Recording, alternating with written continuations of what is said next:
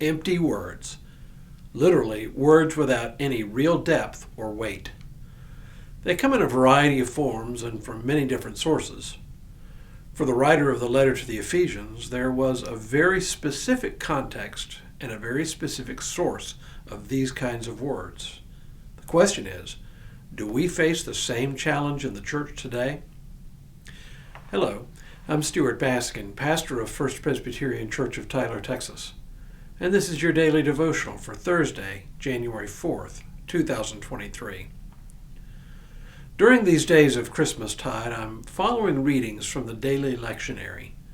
Several of the readings over the past week and a half focused on the nature of the kingdom of heaven, including some of the signs Jesus performed that point to the kingdom.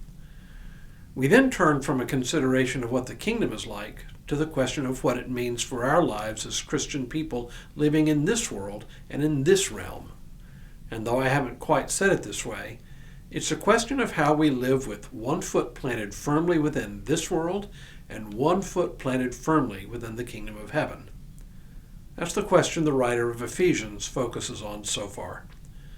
Now, we've seen that he does not call upon us to withdraw from the world, but to live a distinctive kind of life within the world, a way of life that, like the signs of Jesus, point to the kingdom.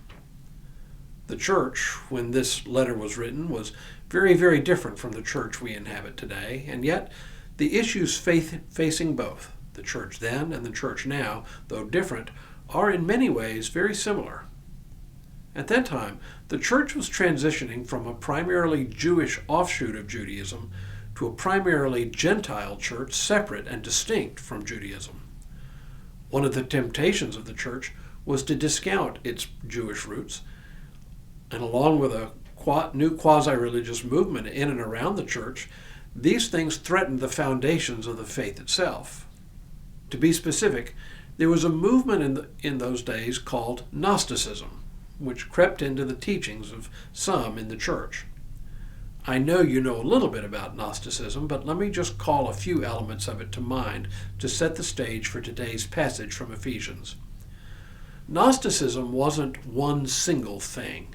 That is, Gnosticism was more like a set of ideas that floated around the Roman world at the time. It wasn't an organization so much. It influenced not only the church, but to a certain extent also Judaism and paganism as well. To strip it down to its essence, Gnosticism taught that the world we live in is not the good creation of a good and loving God, but the evil creation of a lesser God. The purpose of life, then, is to escape this world, and this was accomplished through secret knowledge available only to a privileged few. The word Gnosticism, in fact, comes from the word gnosis, meaning knowledge.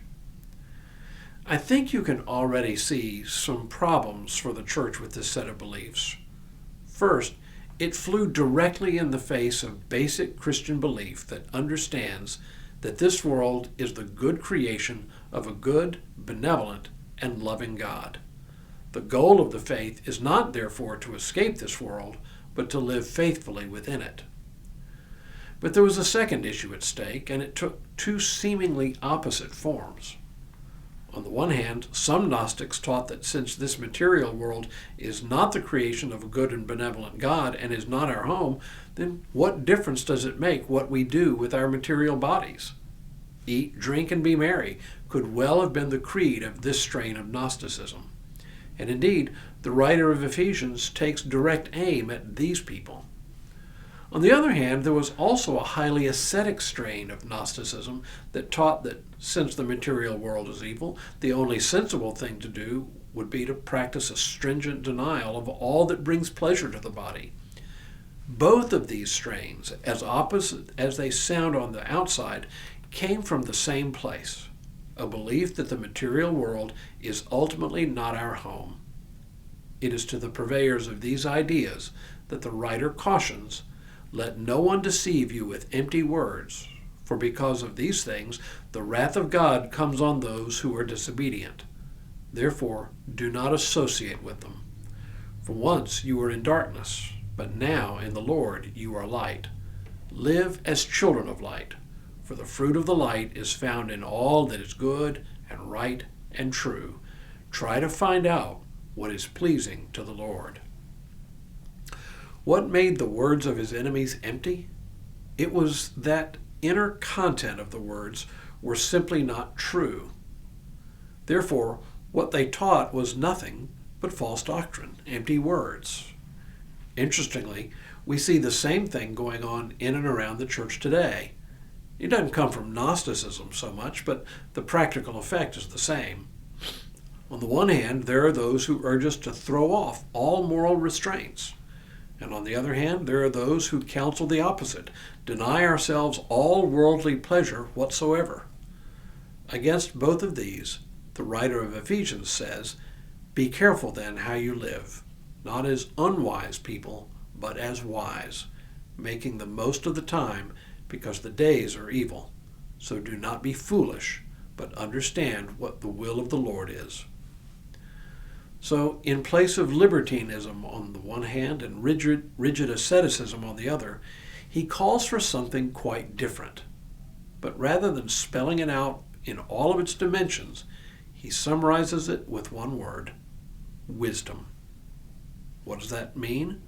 What does that mean in practice? Well, let's find out tomorrow. But for now, may God continue to bless you and keep you in all that you do this day and in all the days ahead.